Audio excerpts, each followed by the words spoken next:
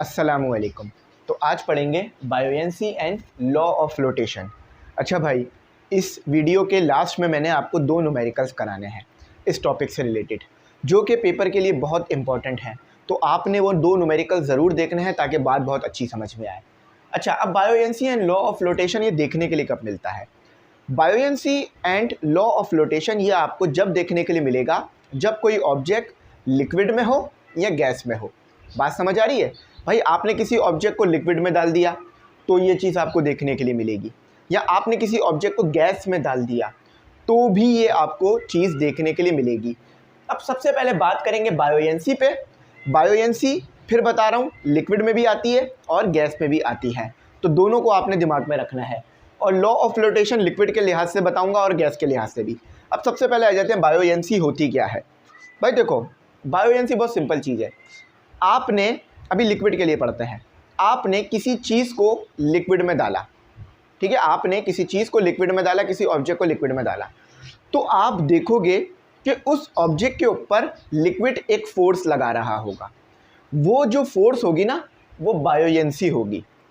आप इसे बायोएंट फोर्स भी कह सकते हो, आप इसे अपथ्रस्ट भी कह सकते हो, एक ही चीज़ है।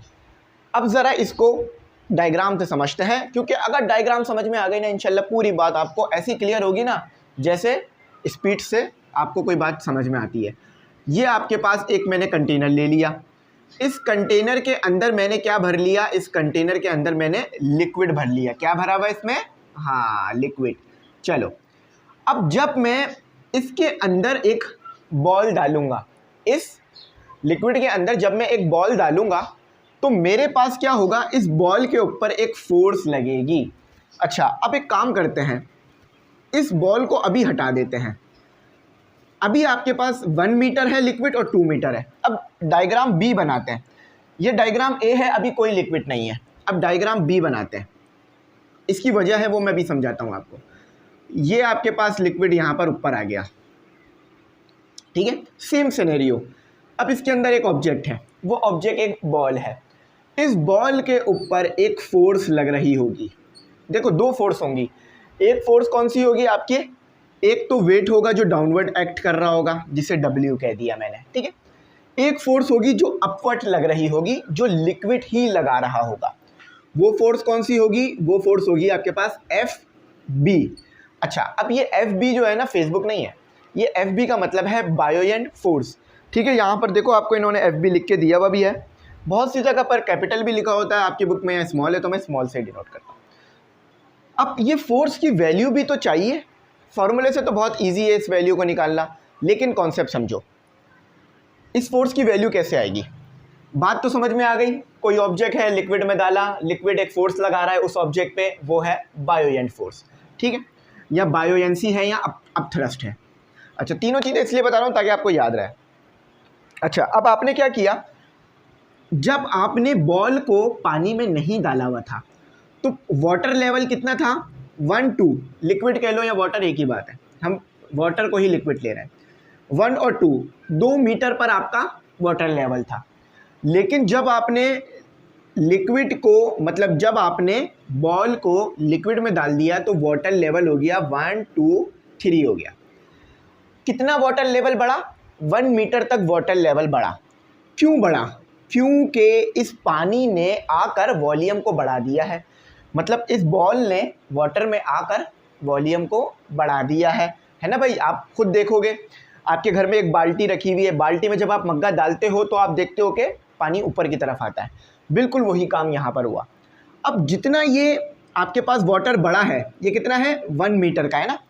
तो 1 मीटर में जितना भी वाटर मौजूद है उसका वेट, उसका आप वेट निकाल लो। वेट कैसे निकालोगे? वेट निकालने के लिए आप W = mg लगाओगे। अब फॉर एग्जांपल मेरे पास 1 मीटर क्यूब में, या 1 मीटर ही रखता हूँ इस समय, मेरे पास 1 मीटर वाटर डिस्प्लेस हुआ है, यानी 1 मीटर तक पानी ऊपर चला गया है।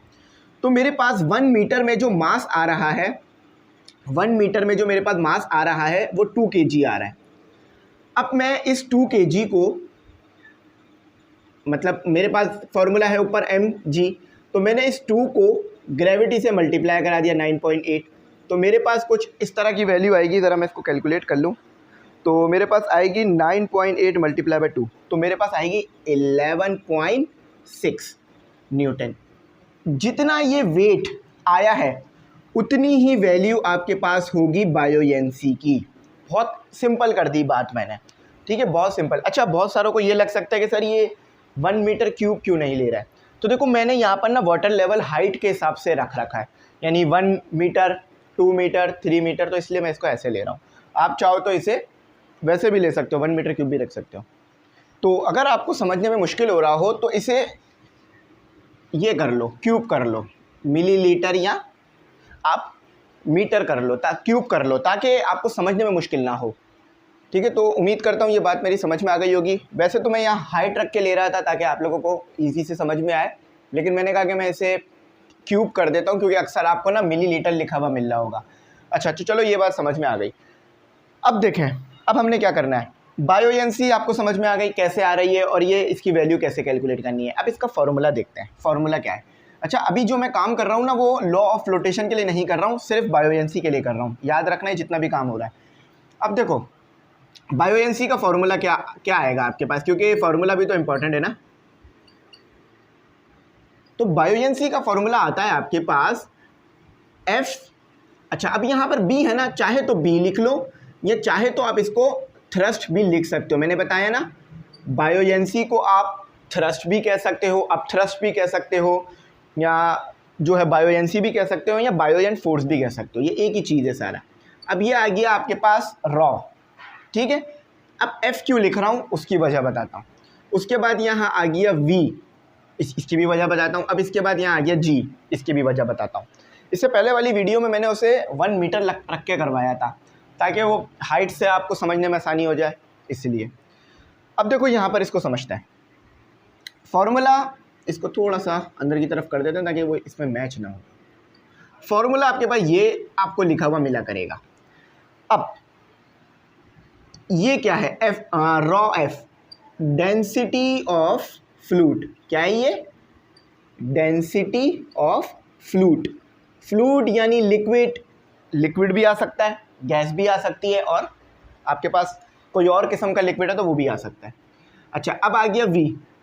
तो यहाँ पर जो V रखोगे वो भी वॉल्यूम ऑफ फ्लूइड रखोगे, तो वॉल्यूम ऑफ फ्लूइड या लिक्विड कह लो, एक ही बात है।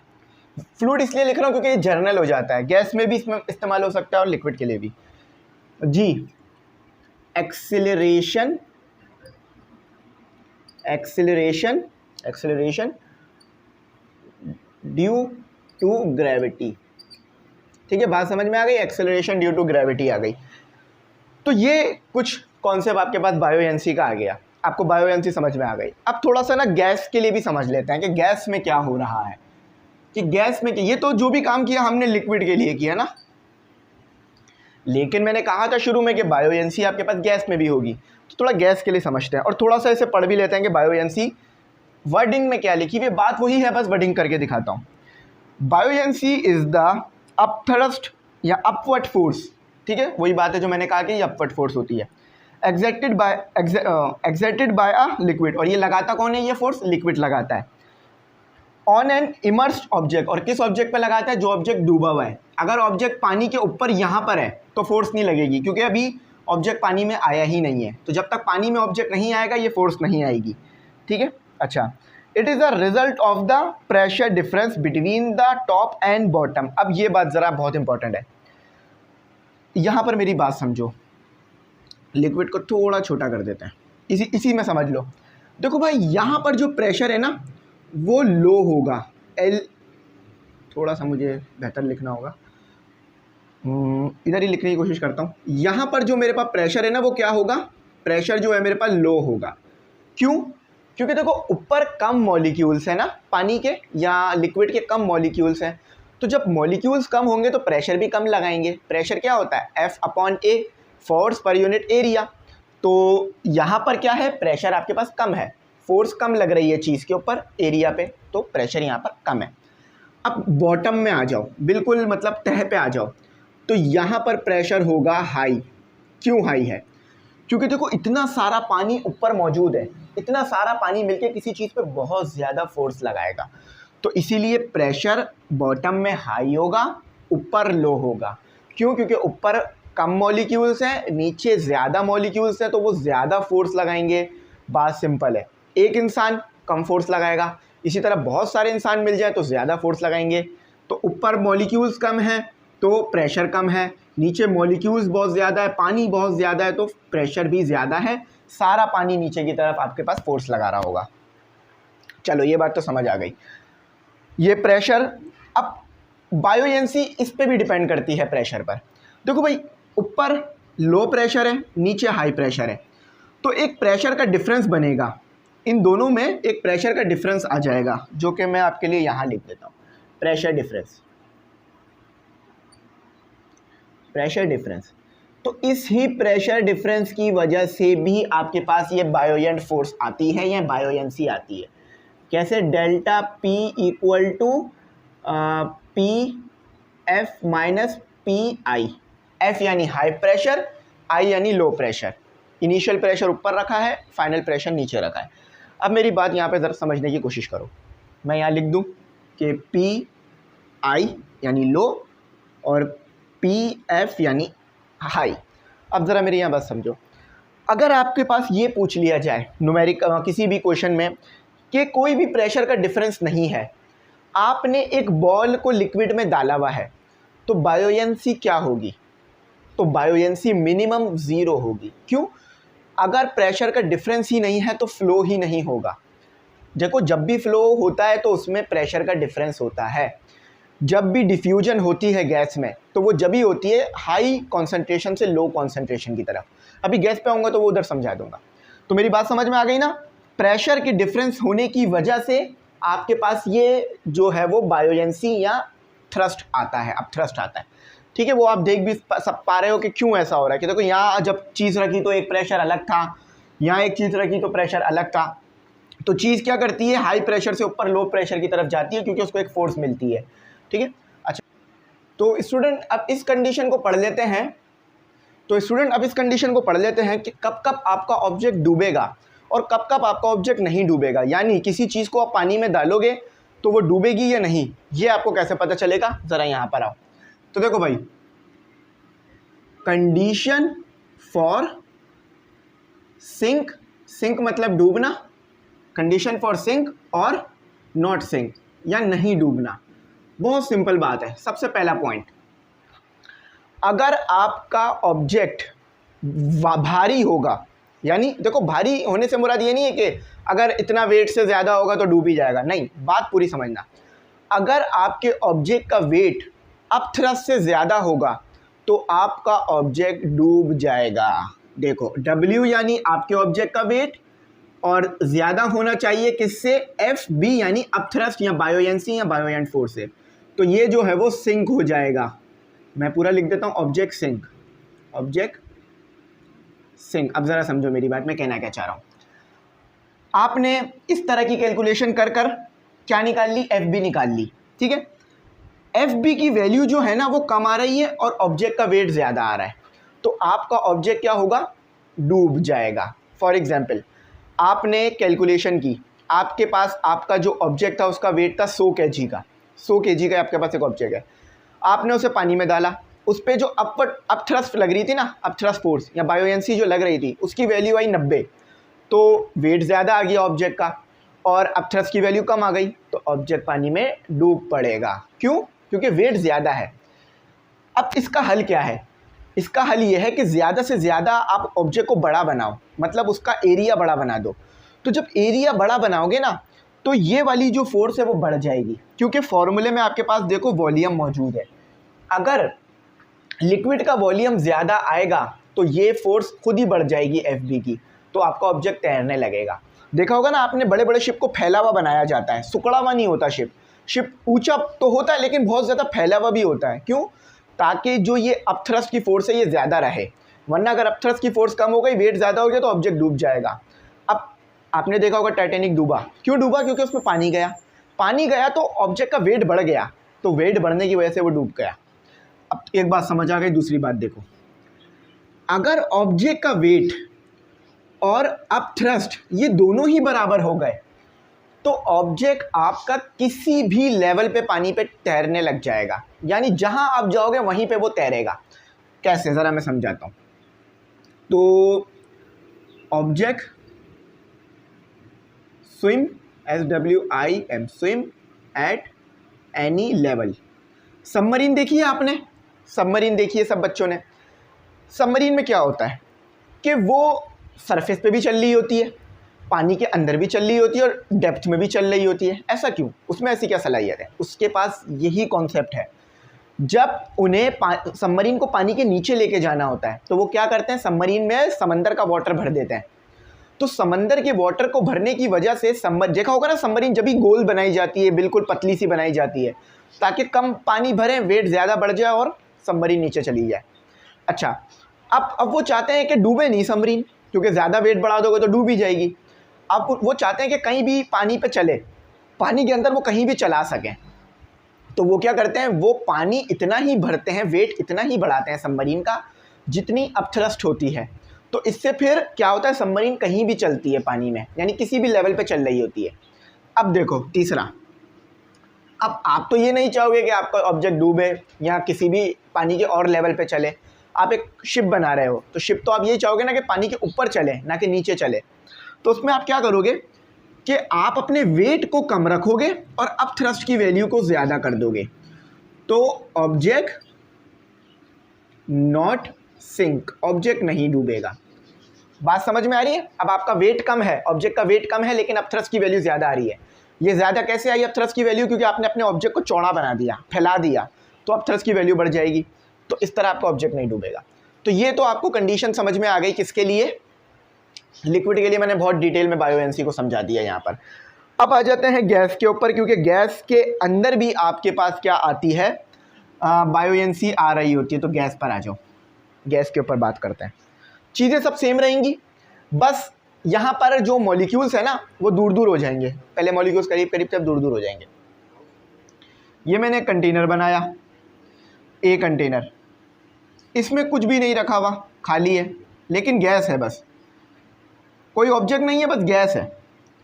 अब मैंने दो बी कंटेनर बनाया, अब इसमें ऑब्जेक्ट आ गया, यहाँ पर बलून है, ये समझ लो, ठीक है, बलून आ गया, ठीक है, ये बलून। अब देखो मैंने शुरू में ही बता दिया था चैप्टर पढ़ाते वक्त कि जब लिक्विड बनाऊंगा तो ये वेव्स बनाऊंगा, और जब गैस बनाऊंगा तो आपके पास मैं क्या कर दूंगा, इनको डॉट्स बना दूंगा, क्योंकि डॉट्स से ही गैस को रिप्रेजेंट कर देते हैं। अब देखो ऑब्जेक्ट था 1 metre cube, level 1 metre cube था और 2 मीटर क्यूब था। यहाँ पर जब आपने ऑब्जेक्ट को डाला तो 1 मीटर क्यूब आया, 2 मीटर क्यूब आया और 3 मीटर क्यूब, क्योंकि आपके ऑब्जेक्ट के डालने की वजह से गैस का वॉल्यूम भी बढ़ गया है, क्योंकि एक वॉल्यूम आपके ऑब्जेक्ट का हो गया और वॉल्यूम गैस का भी था, तो दोनों ऐड हो गए ना आपस में, समझ लो। अब देखो हुआ क्या, सेम सीन है, सेम सिनेरियो है, मैं दोबारा नहीं लिखूंगा, लेकिन सेम सीन है कि जब आपके पास कोई भी ऑब्जेक्ट नहीं था, लिक्विड के गैस के मॉलिक्यूल्स रैंडम मोशन कर रहे थे, ठीक है। अब जब आपने इसमें गैस के मॉलिक्यूल्स के दरमियान एक ऑब्जेक्ट को ले आए, और ऑब्जेक्ट भी अभी तैर रहा है, मतलब ऑब्जेक्ट अभी ऊपर की तरफ है, फ्लाई कर रहा है, समझ लो, तैरना तो नहीं कहेंगे इसमें, फ्लाई करना कहेंगे, क्योंकि उड़ रहा है या डूब नहीं रहा, कम से कम ये कह लो। तो क्या होगा आपके पास कि आपका जो गैस है वो भी डिस्प्लेस होगी, आपको नज़र आ रही है यहाँ गैस डिस्प्लेस हुई है। कितनी डिस्प्लेस हुई? 1 मीटर क्यूब तक हो गई, यानी 2 मीटर से 3 पे चली गई, तो 1 मीटर क्यूब आपकी गैस डिस्प्लेस हुई। तो इसका अगर आपने वो निकालना है, इसके ऊपर बायोएनसी निकालनी है, तो बिल्कुल सेम लगेगा कॉन्सेप्ट, कि यहाँ पर आपके पास एफ बी आ गया और वेट डाउनवर्ड है। तो यहाँ भी कंडीशन फॉर फ्लाइंग और कंडीशन फॉर नॉट फ्लाइंग क्या रहेगी? अब यहाँ पर कंडीशन फॉर सिंग और नॉट सिंग नहीं लिखूंगा मैं, कंडीशन फॉर फ्लाइंग लिखूंगा और नॉट फ्लाइंग लिखूंगा। फ्लाइंग मतलब उड़ना, कंडीशन फॉर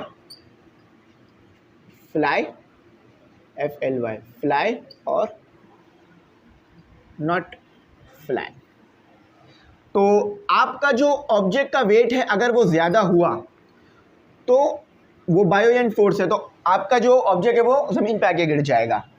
अगर आपके ऑब्जेक्ट का वेट बराबर हुआ किसके? बायोएंट फोर्स के, तो ऑब्जेक्ट कहीं भी आप चाहो वहाँ पर उड़ेगा। लेकिन अगर आपका ऑब्जेक्ट हल्का हुआ और ये फोर्स ज़्यादा हुई तो आपका ऑब्जेक्ट उड़ता ही चला जाएगा, ऊपर की तरफ जाता जाएगा। ज़रा यहाँ पर समझो, fly at any level, fly at any level और नॉट फ्लाई। ठीक है, ये बात क्लियर कर दी मैंने। Fly, not fly, fly at any level, सारी बातें क्लियर हो गई। पढ़ते भी हैं, ज़रा इसको समझते हैं। अच्छा, अब ये बात जो मैं पढ़ रहा हूँ ये यहाँ तो नहीं लिखी, लेकिन ये हमारा यहाँ से यहाँ तक कवर हो चुका है। ठीक, देखो कहते क्या, we lift at the bottom of ocean, हम समंदर में तो नहीं रहते, समंदर के ऊपर रहते हैं। ठीक है, जहाँ पर खुश्की है वहाँ पर रहते हैं, सरफेस पे रहते हैं। And look upward at balloons, तो आप एक बलून को देखो क्या हो रहा है। And other lighter than air, और उन ऑब्जेक्ट को देखो जो एयर से कम वजन रखते हैं। देखो भाई, हमारे जो इर्द गिर्द एयर मौजूद है ना, उसमें भी एक वज़न है, वो मासलेस नहीं है। अगर मासलेस होती तो फिर तो कुछ और ही फिनोमिना आ रहा होता, उसमें भी मास है लेकिन बहुत कम है, लाइट मास है। Objects are drifting above us, air pressure acting upward against an object immersed in air is greater than the pressure above pushing down. The buoyancy is equal to the weight of fluid displaced. So Archimedes principle also implies to air, which is stated. तो Archimedes principle air के लिए भी है। अब वो क्या है, वो ये देखो यहाँ लिखा हुआ है, an object surrounded by air। surrounded मतलब, देखो मैंने कहा था ना, यहाँ डूबने का वर्ड इस्तेमाल नहीं कर सकते हम, क्योंकि डूब तो पानी में डूबते हैं हम। कभी आपने सुना है कि एयर में डूब गया, तो वहाँ पे क्या कहते हैं कि इर्द गिर्द आपके गैस मौजूद है, डूबने का वर्ड नहीं कहते। तो सराउंडिंग का वर्ड यहाँ पर इस्तेमाल हुआ है कि अगर कोई चीज़ है उसके सराउंडिंग में गैस है। ठीक है, तो इसको याद रखना इस वर्ड को। अगर कोई ऑब्जेक्ट है उसके सराउंडिंग में गैस है तो by air is beyond up by a force, तो ये जो ऑब्जेक्ट है उसके ऊपर एक फोर्स लगेगी। वो फोर्स कौन सी होगी, बायोयंट फोर्स होगी या बियॉन्ड फोर्स कह रहे हैं, सही है। ठीक है, equal to the weight of the air displace, तो ये भी उसी चीज़ के बराबर होगी जितना एयर डिस्प्लेस हुई होगी, यानी जितने एयर होगा और उसका जो वेट होगा उसी के बराबर होगी। थोड़ा सा इजी करता हूँ, ये काफ़ी मुश्किल लग रहा होगा आपको। अगर इसको आपने निकालना है तो ऐसे ही निकलेगी कि आप जितना एयर डिस्प्लेस हुई है इस ऑब्जेक्ट के आने की वजह से, तो उतने एयर को आप उठा लो और उस एयर का वेट निकाल लो। फॉर एग्जाम्पल, उस एयर का वेट आ रहा है आपके पास 8 न्यूटन, तो जितना उस एयर का वेट आया है उतनी ही वैल्यू अब थ्रस्ट की भी होगी 8 न्यूटन। बात सिंपल कर दी ना मैंने बहुत। देखो भाई, ऑब्जेक्ट आपने डाला एयर में, ऑब्जेक्ट डालने की वजह से एयर डिस्प्लेस हुई, यानी अपनी जगह से बदली, अपनी जगह से उसने जगह चेंज करी। जितनी जगह उसने चेंज करी है उतनी जगह से आप एयर को उठा लो। उतनी जगह नहीं लेनी, उतनी जगह से एयर को लेना है आपने। तो मैंने 2 मीटर क्यूब से जितनी भी ऊपर एयर है वो सारी ले ली, जमा कर ली, और उस एयर को मेजर कर लिया। तो उस एयर को जब कैलकुलेट किया तो वो मेरे पास आया 8 न्यूटन। उसका जो मास था और ग्रेविटी मल्टीप्लाई कराई तो 8 न्यूटन की आई। तो इतनी ही वैल्यू अब थ्रस्ट की भी आएगी मेरे पास। ठीक है, तो बात समझ में आ गई। अब गैस में भी वही सिनेरियो है जो मैंने लिख दिया। एक छोटी सी बात और है, वो पढ़ देता हूँ। यहाँ पे कह रहे हैं कि a cube metre of air, 1 metre cube में एयर है आपके पास, और वो कितनी होती है उसका मास। मतलब फॉर एग्जांपल, नॉर्मल आपके पास एक एटमॉस्फेयर है, जैसे कि मैं खड़ा हुआ हूँ तो एक नॉर्मल एटमॉस्फेयर में खड़ा हुआ हूँ। ठीक है, ना ही कोई एयर कंडीशन लगा हुआ है और ना ही कोई गैस है सराउंडिंग में, मेरे कोई ख़ास गैस नहीं है, नॉर्मल जो एटमॉस्फेयर है वही है। तो 1 मीटर क्यूब अगर मैं चेक करूँ ना, तो 1 मीटर क्यूब में मेरे को 1.2 न्यूटन की जो है वो वेट मिलेगा गैस का। मतलब समझो ये मेरा यहाँ पे समझो ज़रा, ये मेरे पास 1 मीटर क्यूब है, 1 मीटर क्यूब है। तो ठीक है, मैंने एक बना लिया। इस 1 मीटर क्यूब में कितनी गैस है, उसका वेट क्या है, 1.2 न्यूटन है। ठीक है, अच्छा, अब कोई भी ऑब्जेक्ट आप डाल रहे हो ना, अगर उसका वेट 1.2 न्यूटन से कम होगा तो वो ऑब्जेक्ट उड़ने लग जाएगा। ये बात मैंने कह दी है। क्यों? क्योंकि देखो, अब थ्रस्ट की वैल्यू भी इतनी ही होगी, अब थ्रस्ट की वैल्यू भी इतनी ही होगी। तो अगर उस पर जो अब थ्रस्ट लग रहा है वो 1.2 है और उसका वेट 1.2 से कम है, यानी 1 है, तो वो उड़ेगा। और अगर 1.2 के बराबर है तो वो एक स्टेबल पोजीशन में आ जाएगा, इक्विलिब्रियम में आ जाएगा। तो मैं उम्मीद करता हूँ बात समझ में आ गई होगी।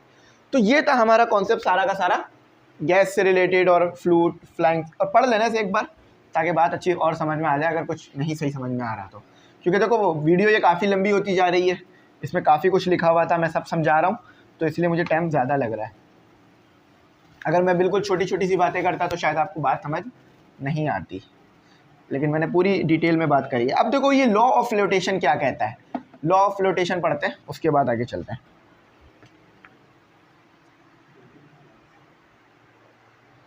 On height, on wait.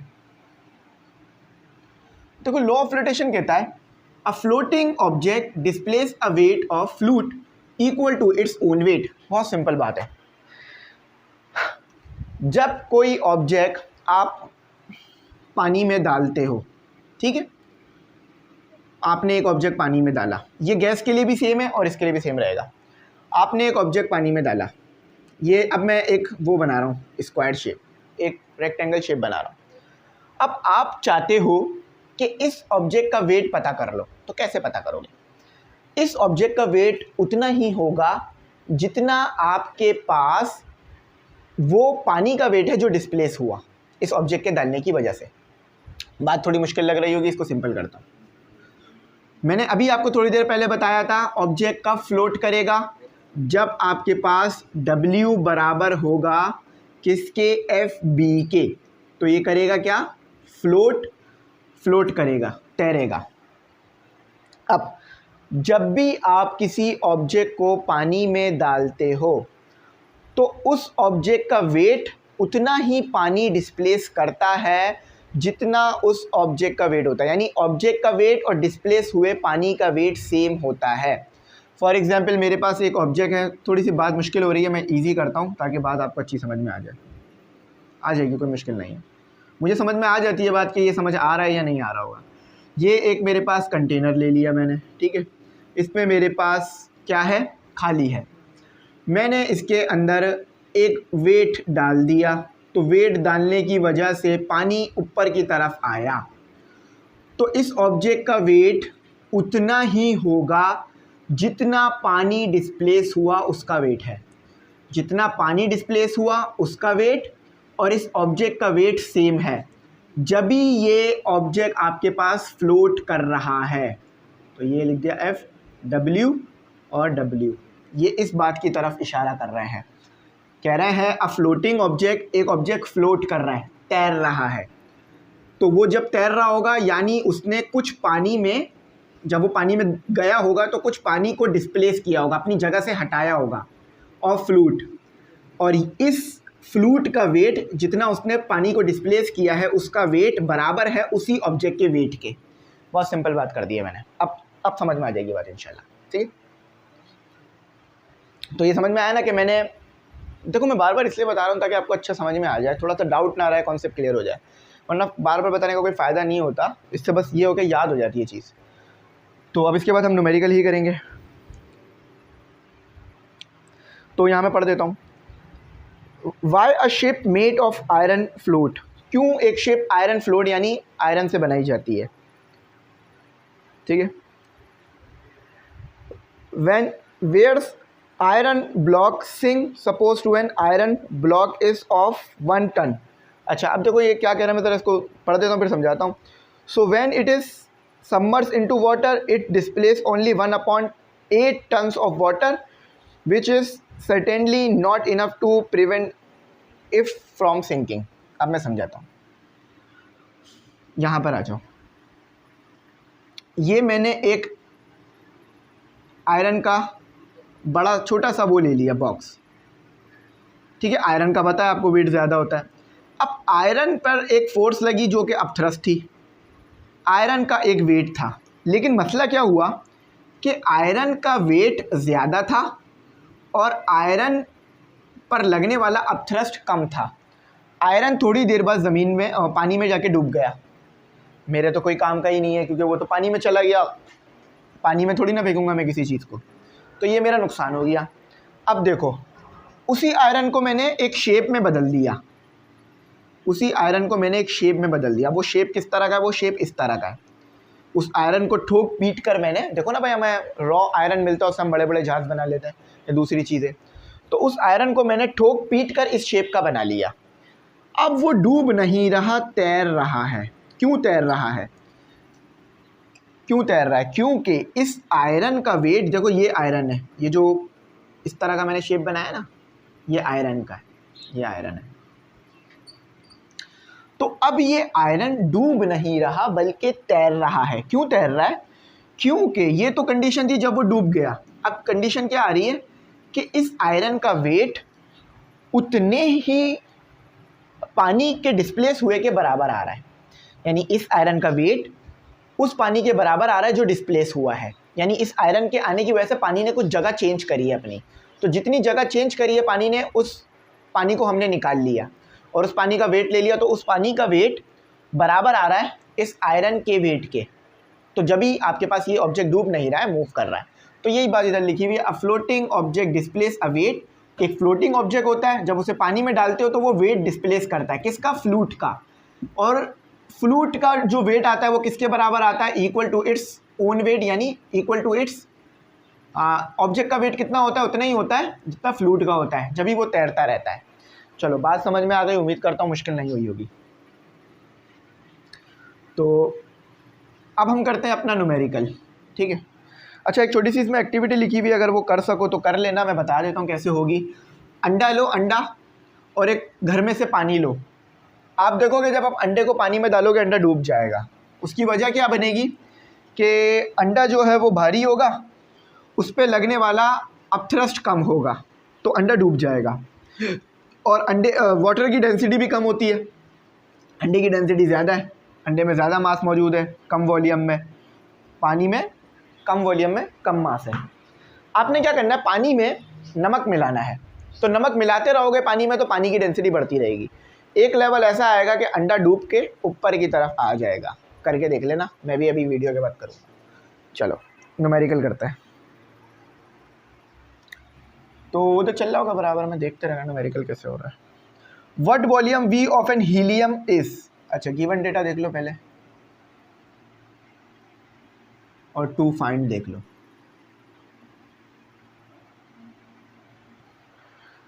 पूछ रहे हैं कि हीलियम का वॉल्यूम क्या होगा। अच्छा, मैंने एक चीज़ आपको और बता दूं कि जब आप बलून को भरते हो, ये आपके पास एक बलून है, ये आपने भरा, ठीक है, ये बलून है, इस बलून को आपने भरा, इसके अंदर क्या भरी? गैस भरी आपने। बाहर भी इसके गैस मौजूद है, ठीक है, बाहर भी इसके गैस मौजूद है। मैंने लिक्विड नहीं भरा है, गैस भरी है, वो मैंने थोड़ा लिक्विड वाला सिंबल बना दिया इसका, इसको लिक्विड से कर देता है। चलो, ये बलून के अंदर मैंने गैस भरी, और गैस कौन सी भरी? हीलियम भरी, हीलियम भरी, और बाहर तो नॉर्मल एयर मौजूद है हमारे पास, ठीक है। अब ये बलून ऊपर क्यों उड़ रहा है? बलून नीचे क्यों नहीं गिर रहा? हीलियम के भरने से आपने देखा होगा बलून ऊपर की तरफ जाता है। उसकी वजह से ये कि जो हीलियम होता है ना, इस पर ये जो है ना हल्की होती है, हीलियम गैस हल्की होती है एयर के मुकाबले में। तो जब आप हल्की गैस बलून में भरोगे ना, तो अंदर जो प्रेशर है वो कम होगा, बाहर प्रेशर ज़्यादा होगा, तो आपका बलून ऊपर की तरफ उड़ने लग जाएगा। हीलियम गैस का प्रेशर कम होता है, याद रखना, और एयर का प्रेशर ज़्यादा होता है, तो जिसकी वजह से बलून ऊपर उड़ने लग जाता है। इस कॉन्सेप्ट को आप पढ़ लेना, पूरा वही है कॉन्सेप्ट जो हमने अभी थोड़ी देर पहले पढ़ा। अच्छा, अब ज़रा आगे चलते हैं। कहते क्या है? अ सॉलिड स्क्वायर, सॉरी ऊपर वाला है, what volume of a helium. Volume क्या है हीलियम का, ये आपने बताना है। तो इसको वी ही लिख रहा हूँ मैं, VHE नहीं लिख रहा हूँ। अच्छा, हीलियम का वॉल्यूम उतना ही होगा जितना वॉल्यूम एयर का होगा, यानी जितनी एयर डिस्प्लेस हुई होगी। मैं अभी समझाता हूँ फॉर्मूले से। तो हीलियम का वॉल्यूम पूछा, इसे मैंने वी ही लिखा है। If a balloon is lift to, अच्छा, बलून के साथ हमने एक मास भी जोड़ दिया है, जो मास है हमारे पास 185 kg का। तो हमें पता करना है वॉल्यूम हीलियम का, यहाँ लिख लो इसे, ठीक है। अब मेरी बात यहाँ पर आपने समझनी है, इसको ऊपर कर लेते हैं। 185 kg, ठीक है। सोल्यूशन करते हैं। आपके पास क्या फॉर्मूला पढ़ाया था मैंने आपको अपथ्रस्ट का? अपथ्रस्ट का फॉर्मूला या बायोएनसी का फॉर्मूला था आपके पास, बोयोएनसी भी पढ़ रहे होते हैं, हम इसको बायोएनसी पढ़ते हैं हमेशा से। बोयोएनसी का फॉर्मूला था एफ बी इक्वल टू, ठीक है, F B equal to rho किसका? फ्लूइड का। डेंसिटी किसकी? फ्लूइड की। अच्छा, equal to, sorry, rho volume और ग्रेविटी। ये बात समझ में आ गई। अब जब आप एक बलून को एयर में देखो तो वो क्या होता है? उड़ रहा होता है, गिरता तो नहीं है ना ज़मीन पे। अगर हीलियम भर दो तो वो ज़मीन पे नहीं गिरता, उड़ रहा होता है। इसका मतलब ये है, अकॉर्डिंग टू आर्किमिडीज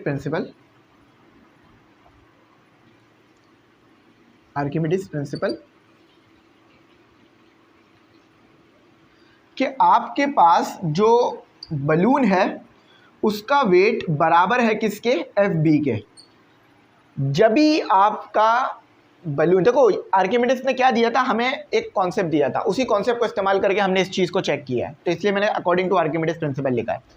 तो आपका जो बलून है उसका वेट बराबर है आपके एफ बी के, ठीक है। तो जब भी बलून आसमान में है, अभी हम इक्विलिब्रियम में ले रहे हैं, उड़ तो रहा है लेकिन इक्विलिब्रियम में है, रुका हुआ है, वरना अगर वो ऊपर जा रहा होता तो वेट हल्का होता, एफ बी ज़्यादा होता। तो एफ बी आ गया आपका। वेट कितना होगा बलून का? देखो बलून के साथ मास भी अटैच है, यहाँ पे डायग्राम बना देता हूँ। बलून के साथ एक मास भी अटैच है, तो बलून का अपना वेट आ गया, बलून का अपना एक वेट आ गया, ठीक है। ये बलून का वेट हो गया, इसे मैंने डब्ल्यू बी लिख दिया। एक वेट हो गया इस मास की वजह से, तो आपके पास यहाँ पर ये डब्ल्यू क्या आएगा? डब्ल्यू बी प्लस, यहाँ पे लिख देते हैं, ऑब्जेक्ट है ना तो डब्ल्यू ओ लिख देते हैं, डब्ल्यू ओ, ठीक है। अब डब्ल्यू बी निकालना है तो कैसे निकालोगे? सिंपल बात है भाई, डब्ल्यू बी अगर आपको कैलकुलेट करना है, अच्छा, तो डब्ल्यू लिखना होगा आपने, डब्ल्यू बी लिखना होगा, और यहाँ पर लिखना होगा आपने मास कितना दिया हुआ है हमें, इसको उसमें कब तब्दील कर देते हैं ना, मास। अब देखो यहाँ पर एक सीन और है कि यहाँ पर जो हम मास लेंगे ना वो हीलियम का मास रखेंगे। क्यों हीलियम का मास रख रहे हैं? उसकी एक वजह है। उसकी वजह यह है कि हमारे अंदर जो हमने जो बलून के अंदर गैस भरी है ना वो हीलियम है, तो इसीलिए यहाँ पर मास भी हीलियम का रखा जाएगा, ठीक है। तो HEL और G आ गया आपके पास, प्लस M, जब यहाँ पर हमने बलून कहा है तो मास किसका हुआ? हीलियम का, ठीक है। हीलियम भरी हुई है ना गैस में, तो हीलियम का मास होगा, और G तो सेम रहेगी। अच्छा, यहाँ पर MO कह रहा हूँ, क्यों? क्योंकि ऑब्जेक्ट है, और ऑब्जेक्ट का मास ये रहा आपके पास, ऑब्जेक्ट का मास ये रहा आपके पास, जो कि ये लिख दिया मैंने, ठीक है। तो ये G आ गया, यहाँ भी G है, यहाँ भी G है, कॉमन निकाल लो। तो ये कितना आ गया आपके पास? ये आ गया, G बाहर आ गया, M हीलियम हो गया, और प्लस MO हो गया। अब देखो ये G आ गया, M हीलियम आ गया, सबस्क्रिप्ट में लिख रहा हूँ हीलियम में, ठीक है। और मास कितना दिया हुआ तो ऑब्जेक्ट का? 185, ठीक है। बात समझ आ गई, डायग्राम ज़रूर बना लेना, ठीक है। ये इसका मास लिख लो 185 है, हीलियम का मास अभी नहीं पता है हमें, वो अभी हम आगे देखेंगे। अब आपने ये पढ़ लिया है फॉर्मूला बायोएनसी में, ये फॉर्मूला आपने बायोएनसी में अच्छी तरह से रीड कर लिया है कि बायोएनसी का फॉर्मूला यानी एफ बी आपके पास बराबर किसके होता है? रॉ, यहाँ भी लिख दिया मैंने, देखो लिख दिया ऑलरेडी, रॉ एफ वी जी। ये क्या है? Raw fluid. ये क्या है? रॉ किसकी? मतलब ये वॉल्यूम किसका है? फ्लूइड का, ठीक है। और ये जी कितनी है? ग्रेविटी है आपके पास, ठीक है। तो इसको यहाँ पर पुट कर दो, ज़रा इसको यहाँ पे पुट कर दो, तो ये आपके पास कितना आ गया? एफ बी की जगह यहाँ पे पुट कर दो, पुट, इसको इक्वेशन 1 कह लो, पुट इन इक्वेशन 1। तो ये आ गया रॉ एफ यानी फ्लूइड लिख रहा हूँ, इसको बहुत ध्यान में रखना। इन्होंने भी एयर लिखा है फ्लूइड को ना, तो देखो हमारे पास फ्लूइड एयर ही है, चाहे तो फ्लूइड लिखो या एयर लिखो एक ही बात है, तो मैं एयर लिख देता हूँ। ठीक है, यहाँ पे देख लो कि ये जो एफ है ना ये एयर है, ठीक है, तो कोई कंफ्यूज नहीं होना। तो ये वी लिख दिया, जी तो एज इट इज़ आ गया। बकिया क्या कहानी चल रही थी वो ये रही कि जी आ गया हमारा और एम हीलियम आ गया हमारा HEl और प्लस 185 आ गया। ये जी इस जी को कैंसिल करने की पूरी सलाहियत रखता है, बात समझ आ गई है। ठीक है, WAIR एयर हो गया और V हो गया इक्वल टू M हीलियम हो गया। अब यहाँ से आगे न्यूमेरिकल नहीं सॉल्व होगा। क्या गलत था न्यूमेरिकल? नहीं। अब यहाँ से आगे एक छोटा सा कॉन्सेप्ट और, पता नहीं ये बोर्ड इतना नीचे की तरफ क्यों जा रहा। M हीलियम प्लस 185, ठीक है, अब सही हो गया। अच्छा, अब आपको हीलियम का तो मास ही नहीं पता है, क्या करूं, छोड़ दूं, नहीं सॉल्व करूं? नहीं, here we use density concept. Density concept, अब डेंसिटी का कॉन्सेप्ट क्या है कि हीलियम है ना, तो इसलिए HEl लिख रहा हूं। हीलियम डेंसिटी बराबर होगी मास ऑफ हीलियम और वॉल्यूम V ही लिखूंगा। उसकी वजह क्या है, जो वॉल्यूम हीलियम का होगा वही वॉल्यूम फ्लूइड ने घेरा हुआ होगा। क्योंकि देखो गुब्बारा आपके पास फ्लूइड में, मतलब गुब्बारा आपके पास गैस में मौजूद है, अंदर है, तो गैस उतनी ही डिस्प्लेस हुई होगी, ये V उतना ही डिस्प्लेस हुआ होगा जितना वॉल्यूम होगा बलून का। उससे ज़्यादा नहीं हो सकती गैस डिस्प्लेस और ना ही उससे कम होगी। ठीक है, बात समझ आ रही है ना? यानी अगर मैं इसके इर्द गिर्द गैस बनाऊं तो ऐसे बनेगी, ऐसे बनेगी, उतनी ही गैस हीलियम ने डिस्प्लेस की होगी जितना वॉल्यूम हीलियम का खुद का होगा। तो इसीलिए इसे भी V ही लिखा जा रहा है। तो P rho helium equal to M helium divided by V, इसको उधर ले जाओ V को, तो ये हो गया HEl। आई थिंक ये N लग रहा है, अब मैं क्या कर सकता हूँ, उसकी मार्कर की टिप इतनी छोटी काम कर रही है कि वो ऐसे कर रहा है। ठीक है, ये मैं फिर बार बार बोल रहा हूँ, ये हीलियम है, नील नहीं है ये। ठीक है, नील लग रहा है वो वहाँ से ऐसे।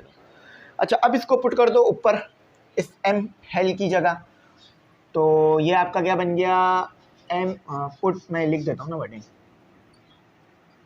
इसको इक्वेशन 2 कह लो, पुट इन इक्वेशन 2। तो जब इक्वेशन 2 में पुट करोगे तो क्या आपके पास चीज़ आएगी,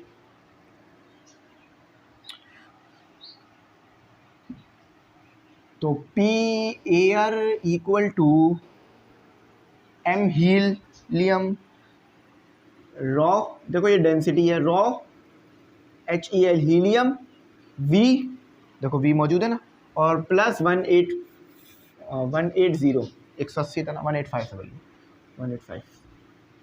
अच्छा, ये यहाँ क्या हो रहा है, plus M raw hello V plus हो रहा है, वहाँ जाके माइनस हो जाएगा। तो रॉ हेल V इक्वल, अच्छा यहाँ पे V था, शायद V मुझसे रह गया है। देखो यहाँ पे V मौजूद है ना, यहाँ V मौजूद है ना, तो यहाँ भी V आएगा, यहाँ भी V आएगा, यहाँ भी V आएगा, देखो, और 185, देखो यहाँ भी V है, यहाँ भी V है, V कॉमन आ गया, क्या बच गया, रॉ एयर, एयर की डेंसिटी माइनस हीलियम की डेंसिटी इक्वल टू 185। अब ये यहाँ मल्टीप्लाई हो रहा है, ये ब्रैकेट वहाँ जाके डिवाइड होगा, तो V 185 divided by air minus P hello. अब डेंसिटी ऑफ एयर कांस्टेंट है, यहाँ पर मैं लिख देता हूँ कांस्टेंट क्या है, कांस्टेंट यानी जो चेंज नहीं होते। अक्सर डेटा में भी कांस्टेंट नहीं दिए जाते हैं। देखो इसमें ग्रेविटी इस्तेमाल हुई है, लेकिन कहीं डेटा में लिखा गया है एक्सेलरेशन ड्यू टू ग्रेविटी 9.8, नहीं, इसीलिए ऐसा होता है कि कांस्टेंट नहीं दिए हुए होते हैं, आपको पता होते हैं पहले से।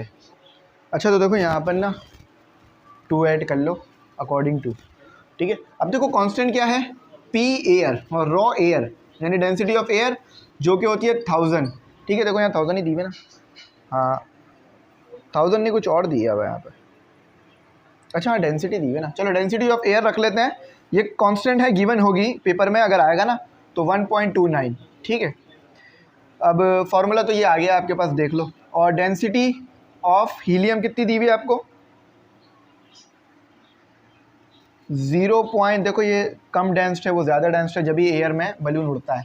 अब दोनों को वैल्यूज़ को ऊपर पुट कर दो, तो 185 डिवाइडेड बाय 1.29 माइनस 0.179, तो भी क्या आ रहा है ज़रा कैलकुलेट करके बताएंगे हम लोग।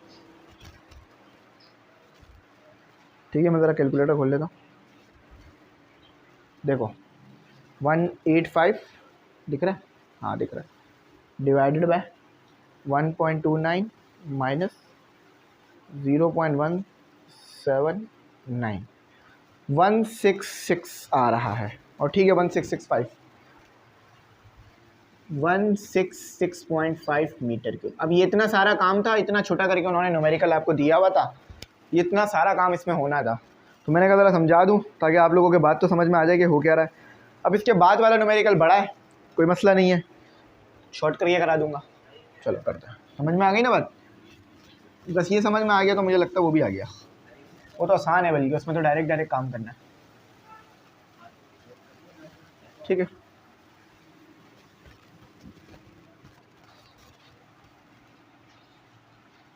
अच्छा ये अब नया न्यूमेरिकल आएगा यहाँ से, आपको यहाँ से नया न्यूमेरिकल निकालते हैं। नया न्यूमेरिकल क्या कह रहा है आपको, अ सॉलिड, आपने देखा कभी पाइन की लकड़ी देखी है, पाइन की लकड़ी का जो यहाँ लफ्ज़ इस्तेमाल हुआ है ना, ये बहुत ज़रूरी है, इसको याद रखना, इसको मत भूलना। A solid square pine, square क्यों कहा उन्होंने, स्क्वायर उन्होंने इसलिए कहा कि लेंथ भी सेम है, ब्रेथ भी सेम है, हाइट भी सेम है, बड़ा कॉन्सेप्ट से उन्होंने इस वर्ड को यहाँ पर बोला है, तो इसको आपने याद रखना है, ठीक है। ये एक आपके पास लकड़ी है,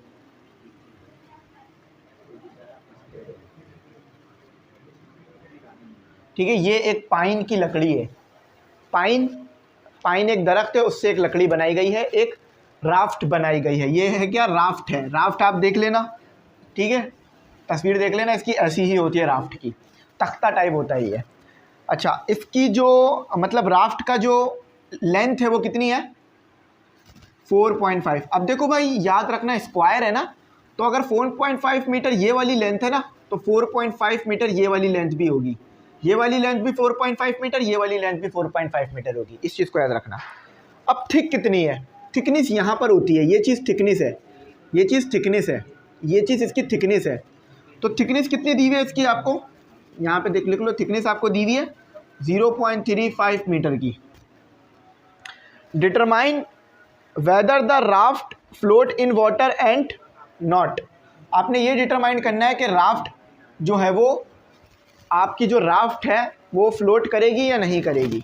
तो सबसे पहले यहाँ पर आओ, आपने फाइंड करना है FB, क्यों FB फाइंड करना है, और W ऑफ राफ्ट पता करना है। कॉन्सेप्ट पढ़ा था फ्लोट के लिए, फ्लोट के लिए क्या कॉन्सेप्ट था, फ्लोट, FLOAT, फ्लोट।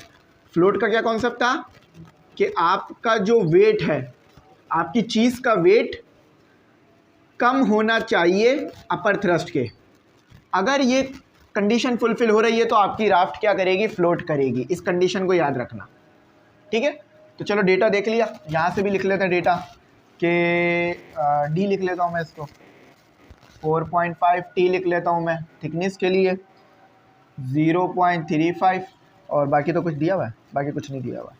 अच्छा दूसरी कंडीशन में कहता है, so if how much of the raft is beneath the surface. अब ये चीज़ मैं समझाऊंगा थोड़ा, अभी पहले मैं इसको लिख लूँ फिर समझाऊंगा। देखो ये राफ्ट बेशक पानी में होगी, इतनी ये डूबी हुई है पानी में, इतनी ये डूबी हुई है। अब इस चीज़ को ना, ये वाले एरिया को मैं इधर बड़ा करके बना रहा हूँ, ये वाले एरिया को देखो, समझो ये इतनी पानी में डूबी हुई है, इतनी पानी में डूबी हुई है, थिकनेस उसकी इतनी है, थिकनेस कितनी है, 0.35 मीटर की थिकनेस है। तो पूछ रहे कितना एरिया पानी में डूबा हुआ है ये बता दो, ये H है आपके पास, कितना एरिया पानी में डूबा हुआ है ये बता दो। ये जो छोटा सा हिस्सा है ना, इसको मैंने यहाँ बड़ा करके बना दिया ताकि समझ में आ जाए, ठीक है। चलो अब कैलकुलेशन की तरफ जल्दी से चलते हैं, भागे भागे।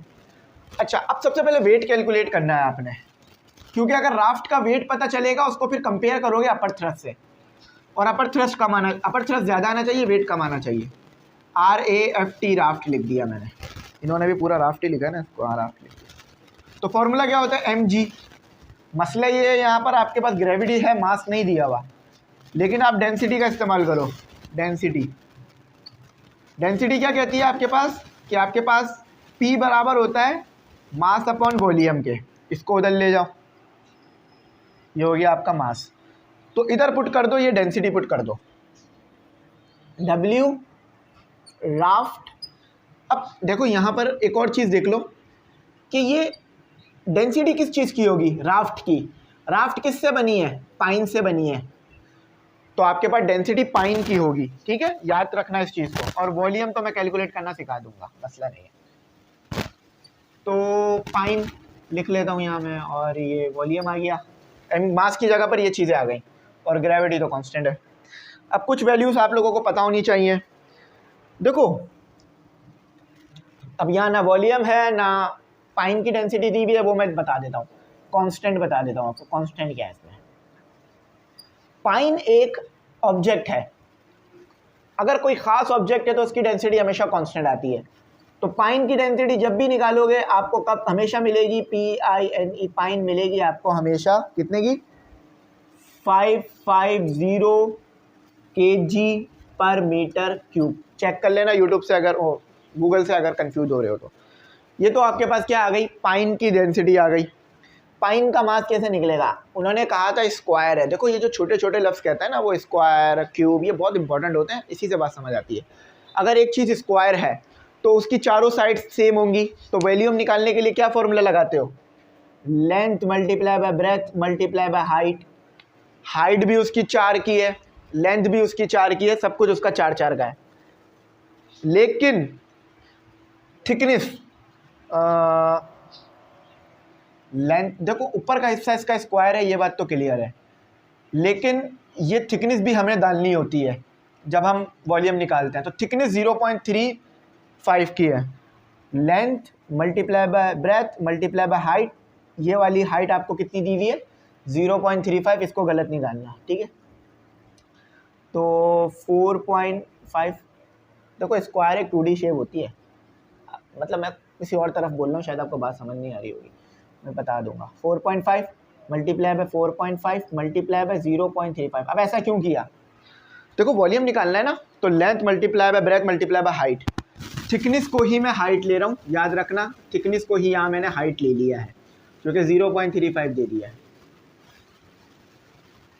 ठीक है।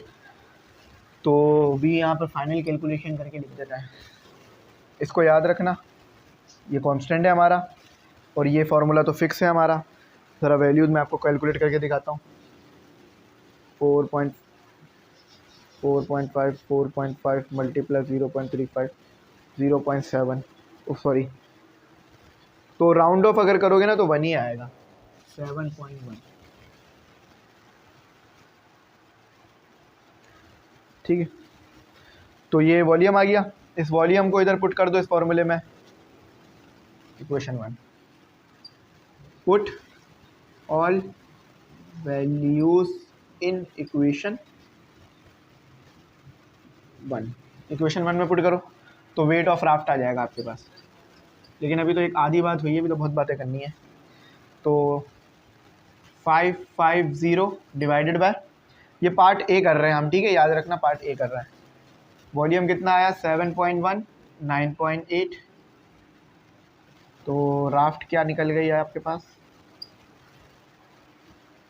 550 मल्टीप्लाई 7.1 मल्टीप्लाई 9.8, तो कितना आ रहा है, 38,269।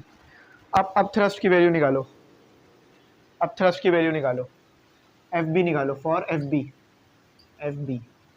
देखो ना मैंने कंडीशन लिख दी थी ऊपर, जब भी फ्लोट करेगा जब वेट कम आएगा और अब थ्रस्ट ज़्यादा आएगा।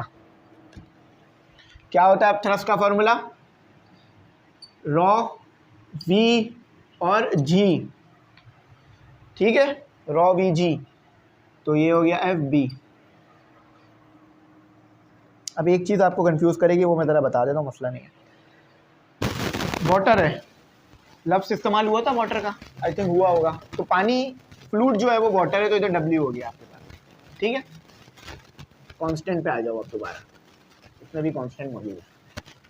वाटर की डेंसिटी चेक कर लेना, आपको मिल जाएगी 1000 kg पर मीटर क्यूब होती है आपके पास। ठीक है, वाटर की डेंसिटी देख लेना। इससे पहले एयर थी तो उसकी डेंसिटी अलग थी, यहाँ पर वाटर है। ठीक है, अच्छा वॉल्यूम कैसे निकालोगे? देखो जितना वॉल्यूम इसका होगा, जितना वॉल्यूम इसका होगा राफ्ट का, वही वॉल्यूम तो डिस्प्लेस हुआ होगा ना पानी के अंदर, क्योंकि यहाँ पर इस फॉर्मूले में आप वो वॉल्यूम डालते हो जो डिस्प्लेस हुआ है। तो जितना वॉल्यूम इस राफ्ट का होगा उतना ही वाटर डिस्प्लेस हुआ होगा। तो volume of raft is equal to volume of water. तो वो भी आपके पास 7.1, ग्रेविटी सेम है, बस ये डेंसिटी अलग थी। यहाँ निकाल लेते हैं। तो F B equal to 1000 multiply by 7.1 multiply by 9.8। F B जरा देख लो क्या आ रहा है, आओ कैलकुलेट करके दिखाता हूँ। तो 1000 मल्टीप्लाई बाय 7.1 मल्टीप्लाई बाय 9.8, तो आपके पास वैल्यू आ रही है 69580। तो अपर थ्रस्ट तो बहुत ज़्यादा आया है, न्यूटन, उधर ऊपर न्यूटन लिखा गया, यहाँ न्यूटन लिखो, वेट है ना, न्यूटन होगा ना।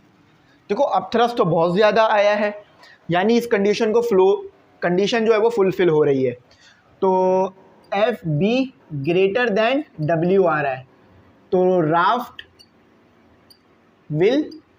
जो है वो क्या करेगी, raft will float, FLOAT float करेगी। क्यों?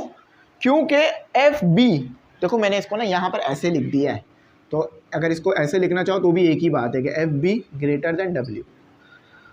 तो एफ बी बहुत ज़्यादा आ रहा है वेट ऑफ राफ्ट से, यानी कि राफ्ट फ्लोट कर रही है, बात तो सिंपल हो गई है। अच्छा